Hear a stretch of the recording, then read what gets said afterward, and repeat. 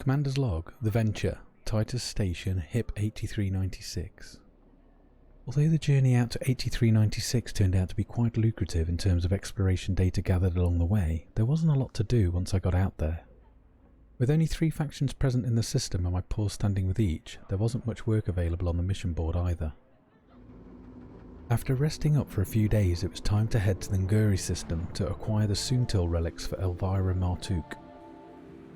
It was already going to be a long journey, but I decided to take a minor detour back through Lee Yong-Ru space to pick up a new ship along the way. I laid in a course for KZ Andromedae and bid farewell to Titus Station, the asteroid base already fading into the rings of the gas giant as I powered up the frameshift drive.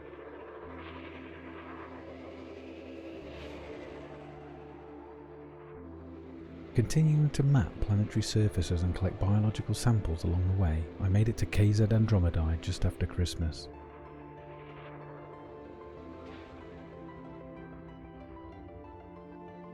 There I purchased and outfitted my new ship, the Scavenger. The Adder class, also manufactured by Zorg & Peterson, is analogous to the Hauler's big brother. Boasting a larger frameshift drive, the Adder's jump range is less affected by additional mass than its sibling. Stronger armour, an additional optional compartment and more weapon hardpoints lend the Adder more versatility and endurance.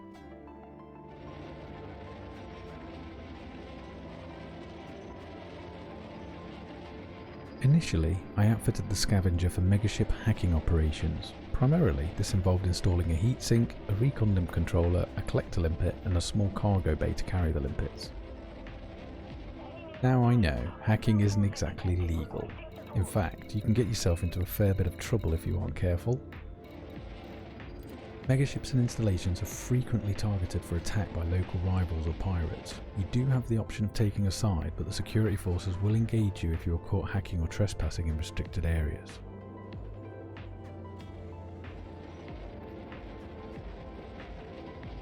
Consequently, the ships found around megaships and installations tend to be well equipped and flown by experienced pilots. Even if you choose not to participate in the conflict, pirates don't discriminate and you can easily end up getting caught in the crossfire. The flip side to this risk is you can pick up a steady supply of encoded data via the hacks, which is very useful for engineering your own ship systems.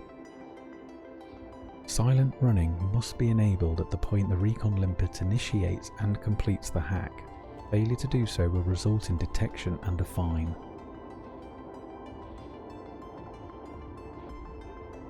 A Class 1 recon controller takes over 20 seconds to complete a hack, so to prevent turning yourself into a kebab, you need to either deploy a heatsink or disable silent running in between hack initiation and completion.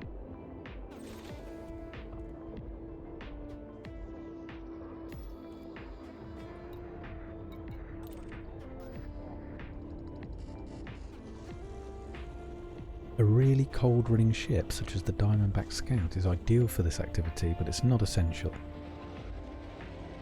Temporarily disabling non-essential systems can also reduce heat generation and give you more time.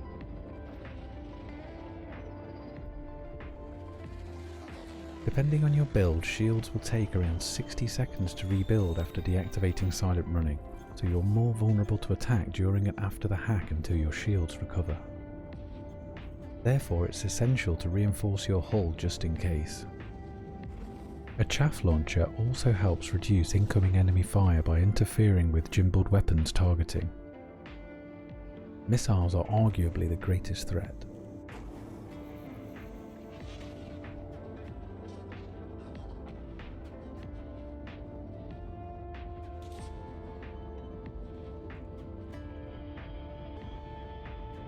After picking up a decent supply of encoded materials, the Scavenger was refitted to a more lightweight build using mainly D-class modules.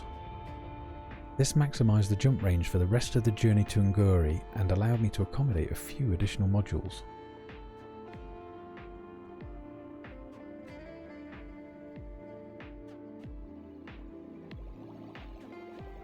Utilising the 8-ton cargo space for limpets and using the collector turned out to be great for quickly scooping up the materials found at high-grade emissions. The frameshift wake scanner enabled the collection of encoded weight data as I departed each station.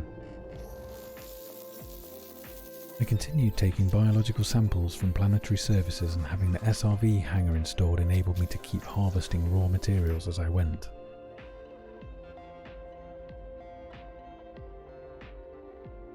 As I neared Nguri, I stopped off at Curtis Station in the Isa system. Before collecting the Soontill Relics, I wanted to refit the scavenger once again and would need to have a think about exactly what loadout I wanted to go with.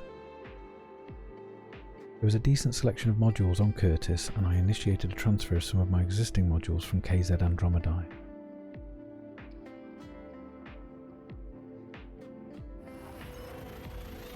Carrying rare goods was bound to attract the unwanted attentions of a few pirates along the way. The shields wouldn't last long if I ended up in a sustained engagement, so it was vital to reinforce the hull in the event of attack. The military grade armour and a few hull and module reinforcements were added.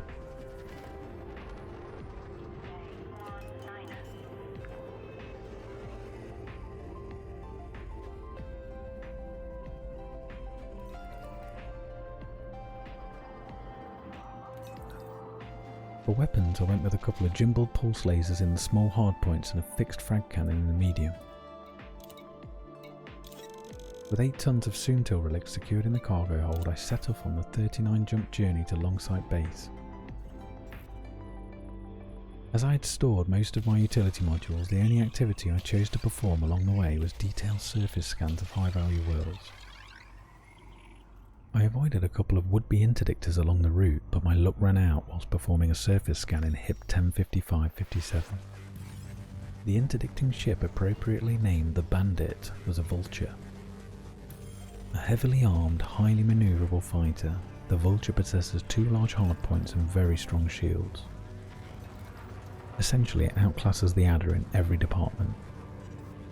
Despite the odds being against me, I knew I only had to survive a few minutes until the local security force arrived.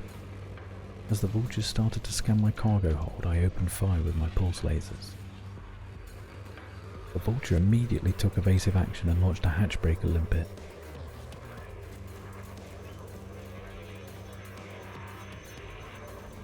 I tried to charge the ECM, but my HUD showed a low power warning and I was unable to prevent my cargo of Soontill Relics being ejected into space.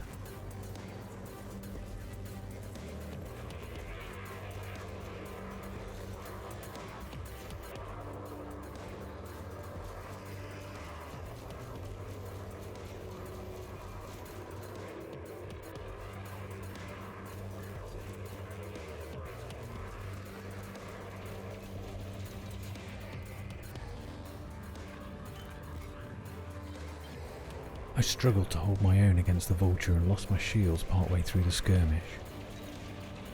Maintaining a good firing position proved difficult due to the Vulture's superior agility.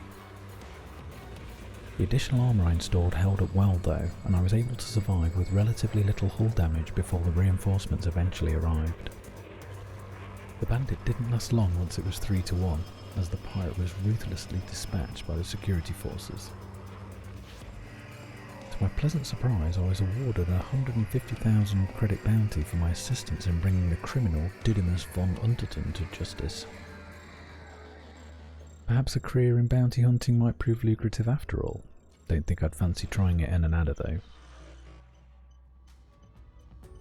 Fortunately, I recovered 5 of the 8 ejected Soontill Relics, which was still enough to fulfill Martuuk's requirement.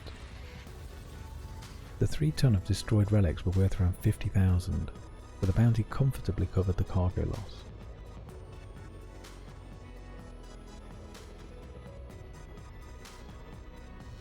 After later analysing the battle, I realised that both the ECM and chaff require a small amount of power in the systems capacitor of the power distributor.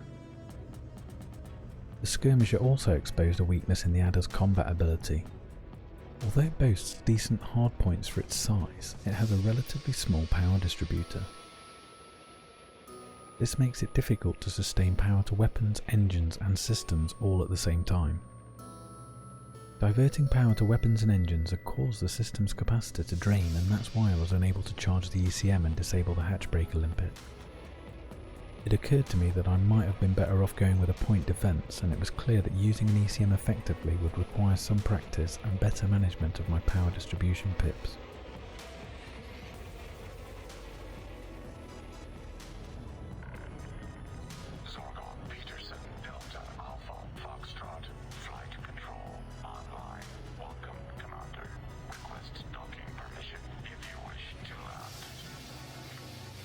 made the last few jumps to Longsight Base without any problems, and it was time to start improving the jump drive, shields and thrusters for my fleet.